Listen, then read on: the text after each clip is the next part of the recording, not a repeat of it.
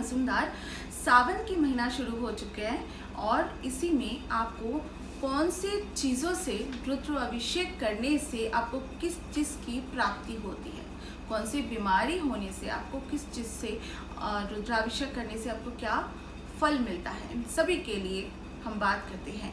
रुद्राभिषेक से हमारे कुंडली में महापाप भी जलकर भस्म हो जाते हैं और हमें शिवत्व का उदय हो जाते हैं। भगवान शिव का शुभ आशीर्वाद प्राप्त भी होती है। सभी मनोरथ पूर्ण हो करने के लिए एकमात्र रुद्र अभिषेक जो सदाशिव रुद्रों की पूजन से सभी देवताओं की पूजन सतव हो जाती है। रुद्राभिषेक की विभिन्न पूजन के लाभ एवं क्या क्या प्रकार होते हैं, इन सब के बारे में मैं बात करूंगी। जैसे सबसे पहला जो है, जल से अभिषेक करने पर वर्षा होती है। दूसरा, अशांत रोगों को शांत करने के लिए आपको कुश से रुद्राभिषेक आपको करना चाहिए। अगर आपके अशांत रोग है उससे आपका रोग जो है वो शांत होगा। इसके अलावा तीसरा जो है, भवन वाहन के लिए दही से रुद्राभिषेक आपको करना चाहिए। चौथा है, लक्ष्मी प्राप्ति के लिए गन्ने की रस से रुद्राभिषेक आप करना चाहिए।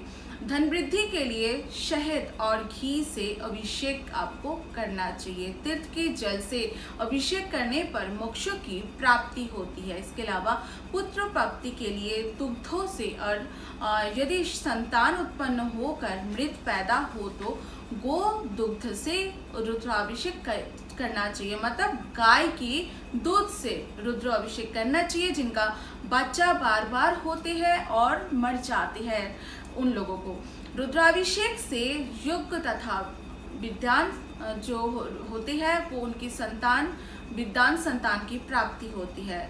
और इसके अलावा अगर आपके ज्वर, आपके बार बार बुखार आते हैं, बेवजह बुखार आती है, कोई भी वेदर चेंज होती है तभी आपका बुखार होती है, तो ज्वर आदि शांति हेतु शीतल जल से या फिर गंगा जल से रुद्राभिषेक करना चाहिए। इसके अलावा आपको सहस्त्रनाम मंत्रों का उच्चारण करते हुए घृत की धारा से रुद्राभिषेक करने पर वंश के विस्तार होते हैं। इसके अलावा प्रमेह रोग की शांति भी रुद्राभिषेक से हो जाती है। इसके अलावा शक्कर मिले दूध से अभिषेक करने पर जड़बुद्धि वाला व्यक्ति भी विद्वान बन जाते हैं।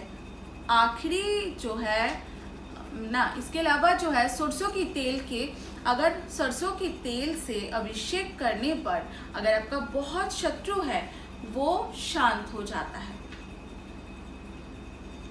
शहद के द्वारा अभिषेक करने पर आपका यक्खा वगैरह, जो आपका टीवी वगैरह इस तरह की बीमारी है तो वो दूर हो जाते हैं शहद से अगर आप रुद्राभिषेक करते हो। इसके अलावा पातकों को नष्ट करने की कामना पर भी आप रुद्राभिषेक शहद से आप करने से जो अगर किसी का पातक रोग हो वो नष्ट हो जाता है।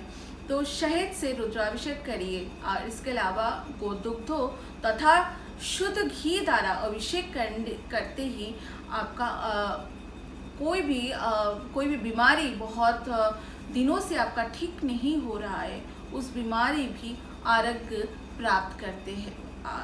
जो पीड़ित है उसको वो बीमारी नष्ट हो जाता है, ठीक हो जाता है। तो ये सब चीज़ें जो है आपको ध्यान रखना पड़ेगा। और जिसकी जो कोई भी पीड़ित है रोग से, शत्रु से, उनके उसी हिसाब से उनको उसी चीज़ों से आप रुद्राभिषेक भगवान सदाशिव का अभिषेक करना चाहिए। इससे उनकी जो है परेशानी समाप्त होती है। तो सावन के महीने में ये सब चीज़ जो है आपने एक एक करके नोट करके आप आगे से इस तरह से रुद्राभिषेक कीजिए, ज़रूर आपको फायदा होगा।